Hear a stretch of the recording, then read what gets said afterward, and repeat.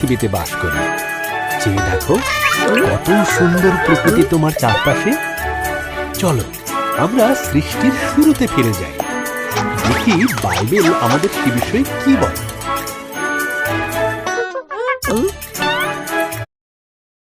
সৃষ্টির শুরুতে ঈশ্বর আকাশমণ্ডল ও পৃথিবী তৈরি করলেন।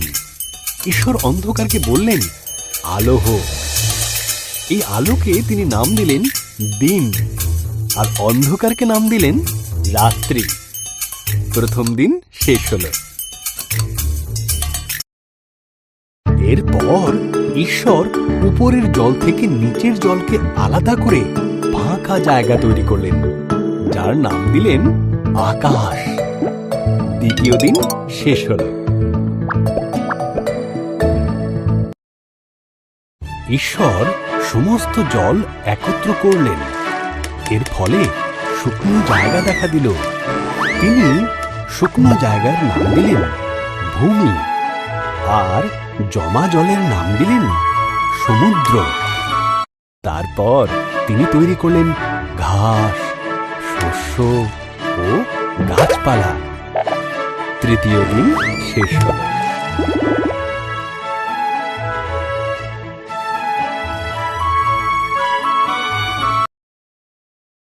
এরপর ঈশ্বর আকাশে বিভিন্ন আলো তৈরি করলেন, দিনের জন্য সূর্যকে আর রাতের জন্য চাঁদ ও তারাদের তৈরি করলেন। চতুর্থ দিন শেষ হল।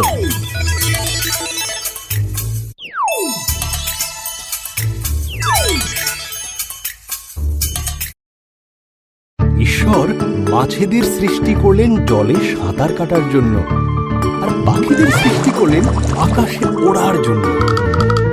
তোমাদের সন্তান হোক, তিনি তাদের বললেন, তোমরা বংশবৃদ্ধিতে ও সুরে পৃথিবীকে ভরিয়ে দাও। পঞ্চম দিন শেষ হল। এরপর ঈশ্বর পশুদের সৃষ্টি করলেন।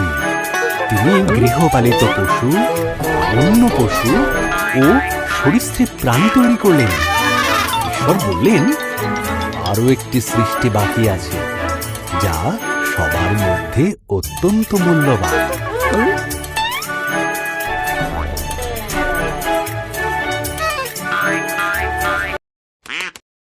তাই তিনি নিজের মতন করে পুরুষ ও নারী সৃষ্টি করলেন।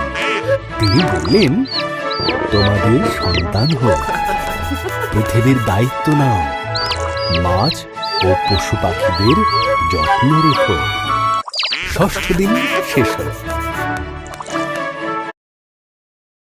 এরপর ঈশ্বর দেখলেন তাঁর সমস্ত সৃষ্টিকে খুব সুন্দর। তিনি বললেন, এই সপ্তম দিনে তিনি বিশ্রামে গেলেন এবং দিনটিকে স্মরণীয় করে রাখলেন। সপ্তম দিন শেষ হল।